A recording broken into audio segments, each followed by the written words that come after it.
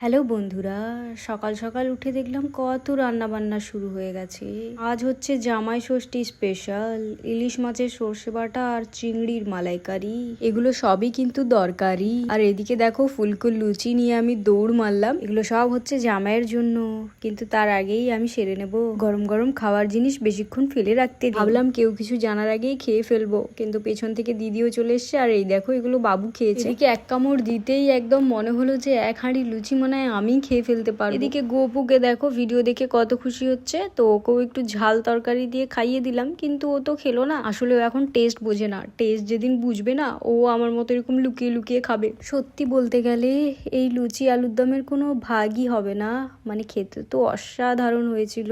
কাদের কাদের লুচি আলুর দম ফেভারিট তারা অবশ্যই কমেন্ট করে জানিও। আমার তো দারুণ লাগলো। সকাল সকাল এরকম খাওয়া দাওয়া হলে কার না ভালো লাগে বলো।